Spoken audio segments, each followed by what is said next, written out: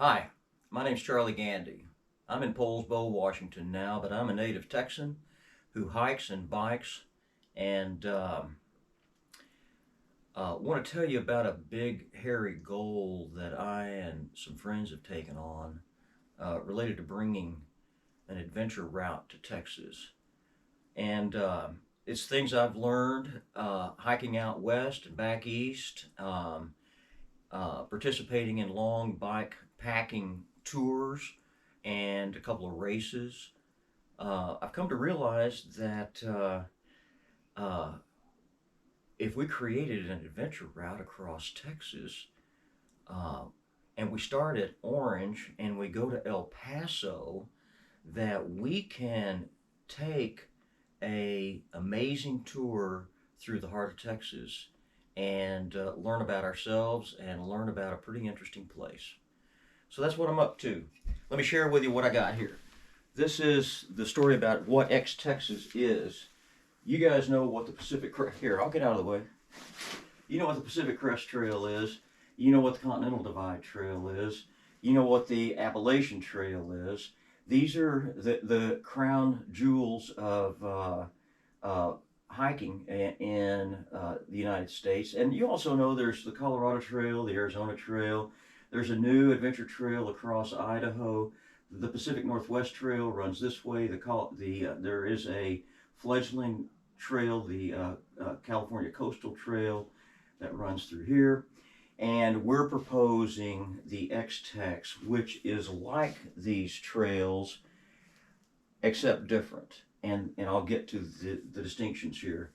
And by the way, most of it I learned participating in the X-Washington route across the state of Washington twice as a bike packing race. So, this is the X-Tex. There's Orange, there's El Paso. I'm kind of excited to share with you some high tech. How about that? Here's Orange. There's the first 100 miles at Livingston. There's a great little hostel right there called the Shepherd's Sanctuary. And I've already talked to the owners, Peach, and she and they are very excited about what we're doing here. Um, the trail goes, and by the way, this is the Lone Star Trail, basically goes like this for 100 miles. That currently is the longest hiking trail in the state. This route parallels that on back roads through these thick forests. So you can hike this or you can ride the back roads through Navasota, down here through LaGrange. That's a 300-mile mark. Here's New Braunfels. We take it into the hill country and the springs. I'll be making a presentation in Austin on September the 4th, laying this out to a bunch of engineers and planners for the state of Texas and beyond. Um, because one of the realities is 97% of the land in Texas is privately owned. And so this route, and I've only gotten us to mile 400 here of 1,500 miles, is right now all on currently on back roads, gravel track, some Jeep trails. The next part of this, when we get out to Concan and past Utopia and Comfort, we get to the other side of the state. Check this out. So there's 56,000 feet elevation gain on this route, and it starts pretty much right here at the midway point at the Devil's River. And I talk about this on our website, xtexas.org, as the Adventurers Report, because at the Devil's River, this is where uh, the women are separated from the girls right here. This is where it starts getting dry, hot, and dangerous if you don't know what you're doing. You can see it swings down through my favorite hot springs at Boquillas in Big Bend National Park, and then along River Road over here to Santa Helena Canyon, and then up to Terralingua and Lajitas, through Big Bend Ranch, up here to Marfa, and then on up to Fort Davis up in the mountains there. This is ranch land and desert up here. This is a mountain island here, the Davis Mountains. Then it goes straight up, pretty much north up to Guadalupe Peak, and then across to Waco Tanks, a climbing area, and then at mile 1500 roughly, El Paso. So we've got an adventure route. We've got an opportunity to test ourselves mentally, physically. It's one of the most interesting places in Texas. And so to promote this, I've gotten some really cool tools. Look at this. That's a Texas brand. That's what does this. I can heat this dude up and brand interns. We'll see how it goes. Oh yeah, and fence posts along the way. What else did I have to share with you? Who's involved here? I'm involved. I'm the guy who has thought this up and is doing an organizing effort. It's about 3 months old. Me and a Triple Crowner thought this up on the South Lake Tahoe, or the Lake Tahoe Rim Trail in June. We're building a advisory board made up of horse people, of ranchers, of bicyclists, of hikers, and small business owners along the way. The organization that is handling this is Bike Texas. I was the founder of Bike Texas in 1990, so 34 years ago, this organization was created as the Texas Bicycle Coalition. Now it's called Bike Texas. It's a 501c3 and 4 organization, established, effective, resources, reputation, and I can't think of a better organization to host it than Bike Texas. So how's this project getting built? The way things like this get done in Texas is we identify a route, we go and talk to the property owners on either side about easements, about selling us land, about selling us the whole place, any number of real estate opportunities that we have, because we have money and people who want to invest in this route for a variety of reasons. I'll talk about that later.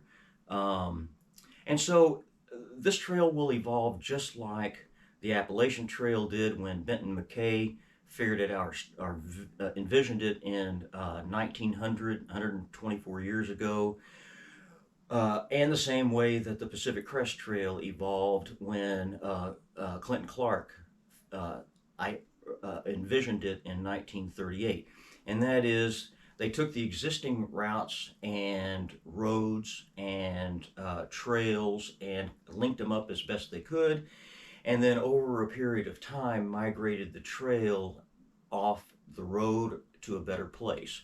And by doing that, again, over generations, they have created these legacy trails. And that's the opportunity that we have in Texas over a period of time, taking what's not bad right now as remote back roads. One of the interesting things that's happened in Texas is that the highways have gone through about 3 or maybe 4 generations now.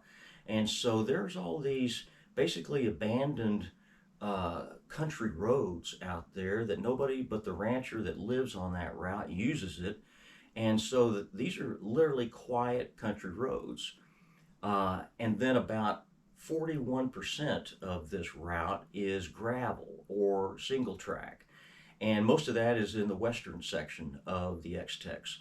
So it's going to get built stringing together our experience, our contacts along the way. I have been on probably 80% of this route and intend to, this year, starting in September 2024, start groundproofing the route with one of my buddies from California that is interested in doing a documentary on it and has got resources to put into this sort of thing. And so through the winter, I'll be writing it and researching it and developing a basic guide for the route. Looking forward to a spring 2025 grand depart from Orange to El Paso. That's because if you the tailwinds basically are coming out of the southeast, and I like tailwinds. So here's how we need your help. First of all, we need to ID our friends on the route. This has already started, by the way. A buddy from the Washington group has relatives that live in Orange, which is the easternmost terminus of this route. And so we need to find our friends that live along there or close to the route that we have. We need to tell our friends about this badass trail going across Texas and start challenging them to think about taking on some or all of that route while they're still young. And then third, we need a little bit of money. I've put in the first 10 grand for this project, and we anticipate needing between now and the grand depart next spring. We'll be spending another $20,000 to $30,000 on everything from basic organizing expenses and travel expenses and promotional expenses to do this and this. It's an exciting time. It's a great project. I'm looking forward to reconnecting with my buddies in Texas and elsewhere that are up for a big hairy goal, a challenge such as this, participating in a legacy project, and I recruit you to come along. My name's Charlie. I look forward to seeing you on the X-Tex.